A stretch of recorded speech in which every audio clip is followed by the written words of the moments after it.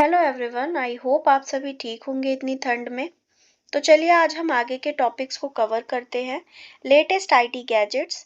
हम daily life को आसान बनाने के लिए कुछ लेटेस्ट टेक्नोलॉजी के गैजेट्स को यूज़ करते हैं, जैसे कि स्मार्ट वॉच, जो हमें टाइम के साथ साथ हमारे फिटनेस गोल्स को भी ट्रैक करने में हेल्प करता है। इसके द्वारा हम स्मार्टफोन के नोटिफिकेशंस देख सकते हैं, इवन हम फ़ोन कॉल्स भी कर सकते हैं एंड मैसेजेस को भी भेजा जा सकता है। दूसरा टैबलेट है जो स्मार्टफोन से थोड़ा बड़ा होता है। जो काम हम लैपटॉप और कंप्यूटर पर करते हैं, इसके द्वारा उसको भी किया जा सकता है। तीसरा है स्मार्टफोन, जो आज के समय में सबसे ज़्यादा इस्तेमाल होने वाला गैजेट है। फोर्थ स्मार्ट बैंड है। इसका उपयोग भी फिटनेस जैसे हार्ट रेट, डेली बर्न किए हुए कैलोरीज और स्टेप काउंट्स के रिकॉर्ड देखने के लिए किया जाता है। Fifth, Bluetooth speaker. ये वायरलेस स्पीकर्स होते हैं जिसका उपयोग गाना सुनने के लिए किया जाता है। Sixth, Google glass. इसके द्वारा फोन, मैसेज, वीडियो रिकॉर्डिंग, मौसम की जानकारी, ट्रैफिक अपडेट जैसे कार्यों के लिए किया जाता है। गूगल ग्लास पहने हुए व्यक्ति वॉइस कमांड देता है और गूगल ग्लास उसके सारे कामों को पूरा करता है। Seven, drone camera. इसको फोटो और वीडियोस लेने के लिए किया जाता है। इसको यूजर द्वारा कंट्रोल किया जाता है। And the next one is spy pen. एक साधारण सा पेन होता है जो एक डिजिटल कैमरा छुपा होता है। इसके उपयोग फोटोज, वीडियोस लेने के लिए किया जाता है। इस पेन को पॉकेट में रखकर सुरक्षा या फिर इन्वेस्टिगेशन के लिए किया जाता है। Next topic is basics of hardware and software. Computer दो पार्ट से मिलकर बना है, हार्डवेयर एंड सॉफ्टवेयर। हार्डवेयर जो यूजर द्वारा छुआ और देखा जा सकता है, जैसे कि mouse, keyboard, monitor, printer etcetera. Software जिसको छुआ नहीं जा सकता, जैसे कि operating system, Microsoft office etcetera. पहले हम कुछ हार्डवेयर के बारे में पढ़ेंगे। मदरबोर्ड, यहाँ पे आप फिगर देख सकते हैं मदरबोर्ड का। ये कंप्यूटर सिस्टम के अंदर सबसे बड़ा इलेक्ट्रॉनिक सर्किट बोर्ड है जो सीपीयू, मेन मेमोरी और अदर पार्ट्स को रखता है। SMPS, switched mode power supply, यहाँ पे आप फिगर देख सकते हैं। ये एसी यानी अल्टरनेटिव करंट को डीसी, डायरेक्ट करंट में बदलता है और सभी पार्ट्स को इलेक्ट्रिसिटी पहुंचाता है। स्टोरेज कंट्रोलर, ये hard disk, floppy disk, CD ROM और सभी ड्राइव को कंट्रोल करता है। कंट्रोलर मदरबोर्ड या एक्सपेंशन कार्ड पर लगा होता है। ग्राफिक्स कंट्रोलर, ये एक तरीके का चिप होता है जिसे ग्राफिक्स को प्रोसेसर के नाम से भी जानते हैं। ये माइक्रो प्रोसेसर के समान होता है। ग्राफिक्स कंट्रोलर कंप्यूटर के द्वारा प्राप्त ग्राफिक्स को प्रोसेस करता है और चित्र बनाने के लिए स्क्रीन पर फोटोज, डॉट्स और लाइंस के द्वारा बनता है। इंटरफेस कंट्रोलर पैरेलल, सीरियल बस, यूएसबी, फायरवायर को एक्सटर्नल पेरिफेरल डिवाइस से कंप्यूटर को कनेक्ट करने के लिए होता है, जैसे कि mouse, printer, keyboard. Next, CPU, central processing unit. यह भी एक तरीके का हार्डवेयर है जो सभी तरीके के मैथमेटिकल और लॉजिकल कैलकुलेशंस के लिए उपयोग किया जाता है। इसके तीन भाग होते हैं। आगे आप देख सकते हैं, यहाँ पर तीन पार्ट्स हैं इसके। सीयू, एएलयू और एमयू। सीयू कंट्रोल यूनिट, ये कंप्यूटर के सभी भागों को कंट्रोल करता है।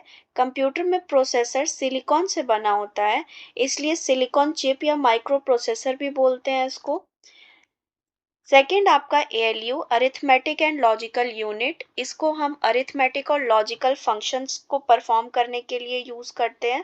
अरिथमेटिक यानी addition, subtraction, multiplication, division. Logical functions यानी कंपेयर करने के लिए, मर्ज करने के लिए और डाटा सेलेक्ट करने के लिए उपयोग किया जाता है। थर्ड, मेमोरी यूनिट, प्रोसेसिंग की पहले या बाद के डाटो को स्टोर करने में उपयोग किया जाता है। इसके भी दो पार्ट्स होते हैं, प्राइमरी मेमोरी जिसको हम मेन मेमोरी के नाम से जानते हैं, सेकंड आपका सेकेंडरी मेमोरी जिसको हम ऑक्सिलरी मेमोरी के भी नाम से जानते हैं। पहला प्राइमरी मेमोरी क्या होता है, ये हमारे डाटा और इंस्ट्रक्शंस को होल्ड करके रखता है जब हम कंप्यूटर पर वर्क कर रहे होते हैं। इसमें लिमिटेड स्पेस होता है और जैसे ही पावर जाता है हमारा ऑटोमेटिक कंप्यूटर स्विच ऑफ हो जाता है। इसके भी दो पार्ट्स होते हैं, रैम और रोम। रैम रैंडम एक्सेस मेमोरी, ये एक वॉलेटाइल मेमोरी होता है जो हमारे डाटा को टेम्पररी स्टोर करके रखता है। इसके भी दो पार्ट्स हैं रैम के, एस रैम और D RAM. S RAM static RAM और D RAM dynamic RAM. S RAM जो है इसमें हम रिफ्रेशिंग की ज़रूरत बार बार नहीं पड़ती है, इसमें इलेक्ट्रिसिटी की भी रिक्वायरमेंट कम होती है और ये तेज़ काम करता है हमारे डी रैम से यानी डायनेमिक रैम से। और डी रैम हमारे इसमें बार बार रिफ्रेशिंग की ज़रूरत पड़ती है और इसमें हमें ज़्यादा इलेक्ट्रिसिटी की रिक्वायरमेंट होती है। Why does the computer have to be refreshed, हमें कंप्यूटर को बार बार रिफ्रेश करने की ज़रूरत क्यों पड़ती है? कंप्यूटर जब हैंग करता है तो कोई प्रोग्राम रिस्पॉन्ड नहीं करता है, इसका अर्थ होता है कि डी रैम के अंदर जो कैपेसिटर्स हैं वो लीक हो गए हैं, या फिर ये कहें कि इलेक्ट्रॉनिक सिग्नल को लीक कर दिया गया है तथा डी रैम से सीपीयू को डाटा मिल नहीं पा रहा है। इसी कारण कंप्यूटर हैंग हो जाता है, कोई प्रोग्राम रिस्पॉन्ड नहीं करता है। एक समय ऐसा आता है कि सिग्नल भेजा जाता है और कंप्यूटर सही से वर्क करने लगता है।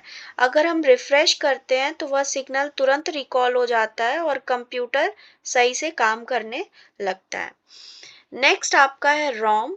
रोम आपका एक तरीके का नॉन वॉलेटाइल मेमोरी है जो कि हमारे डाटा को परमानेंटली स्टोर करके रखता है।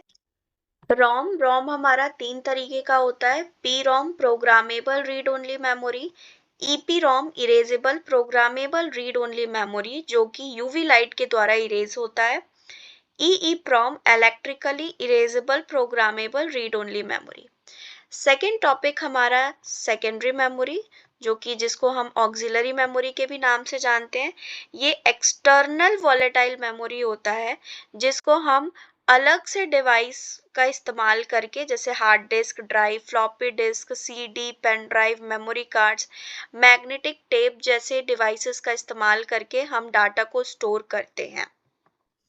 नेक्स्ट है हम मेमोरी को किस में मेज़र करते हैं, तो सबसे स्मॉलेस्ट यूनिट जो है स्टोरेज का वो बिट होता है और सबसे हाईएस्ट मेमोरी मेजरमेंट का आपका जियो बाइट होता है।